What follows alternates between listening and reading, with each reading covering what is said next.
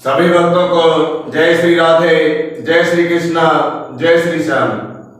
कल हमने गीता जी के 13वें अध्याय में चर्चा की गणिका, जो कि प्रेम में विरह बिछड़ गए थे, तो उनको किस प्रकार चांडालनी की देह प्राप्त हुई और किस प्रकार उन्हें देवदेही पाई। तो आज हम चर्चा करते हैं गीता जी के 14वें अध्याय के बारे में। तो श्री कृष्ण भगवान ने कहा, फिर भी ज्ञानों में श्रेष्ठ ज्ञान मैं हूं, वो तुमको कहता हूं, जिसको जानने से सारे मुनिजन मोक्ष रूप परम सिद्धि को प्राप्त हुए हैं।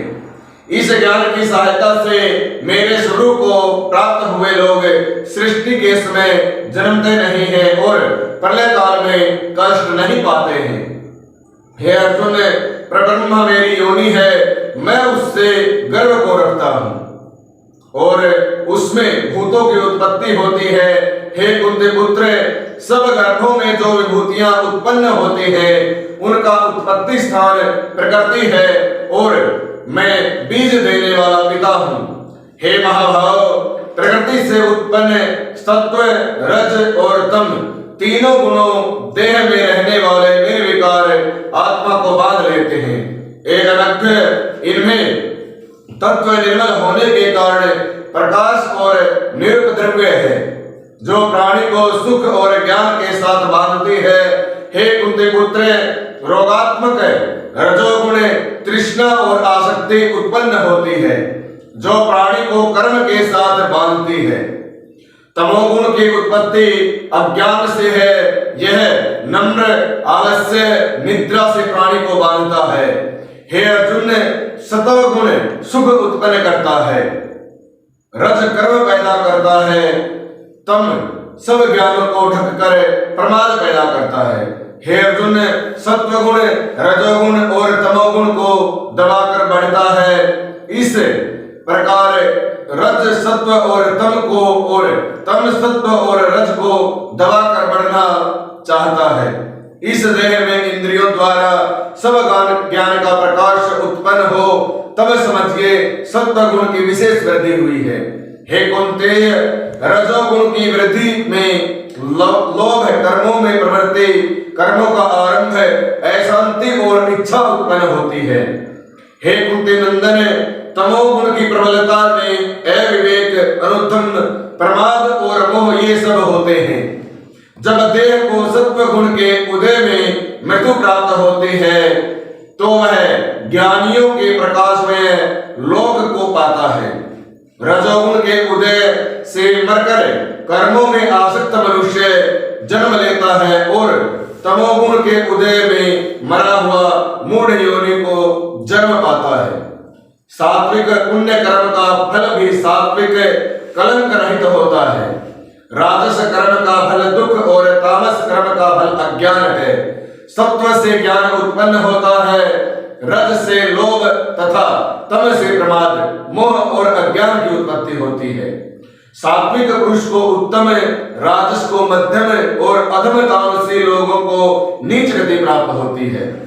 जो दृष्टि गुणों से अलग अर्थात निर्गुण साक्षी मात्र आत्मा का ज्ञान जान लेता है, वह मेरे रूप को प्राप्त होता है। जो देह शरीर में उत्पन्न होने वाले सत्व, रजो और तमोगुण, इन तीनों गुणों को जीत लेता है, वह जन्म, मृत्यु, बुढ़ापा और रोग से छुटकर मुक्ति पाता है। अर्जुन ने कहा, हे श्री कृष्ण भगवान, कैसे मालूम हो कि अमुक मनुष्य कि यह मनुष्य ने तीनों गुणों को पार किया है? उसका क्या बर्ताव है? किन उपायों से वह तीनों गुणों को त्यागता है? तो श्री कृष्ण भगवान बोलते हैं, हे पांडव, प्रकाश, प्रवृत्ति और मोह होने से जो दुखी न हो और निवृत्ति होने से उनकी इच्छा न करे, उदासीन मनुष्य के समान, जिसको सब दुख समान है और गुणों के कर्म होते ही रहते हैं, यह जानकर जो निश्चिंत रहता है और कभी विचलित नहीं होता, जिसको सुख और दुख, मिट्टी, पत्थर और सोना, प्रिय और अप्रिय, निंदा और स्तुति समान है, जो धीर है, जिसने सभी बखेड़े छोड़ दिए हैं, उसे गुणातीत कहते हैं। जो अनन्य भक्ति से मुझको भजता है वह तीनों गुणों को जीतकर ब्रह्म भाव को पाता है, क्योंकि ब्रह्मा का और विकार रहित मोक्ष का और सनातन धर्म का और अखंड सुख का भंडार मैं ही हूं। तो श्री नारायण जी बोले, हे लक्ष्मी, अब तुम 14वें अध्याय का महात्म्य सुनो। संकर द्वीप का राजा एक दिन शिकार खेलने चला और भी राजा शिकार खेलने साथ चले गए।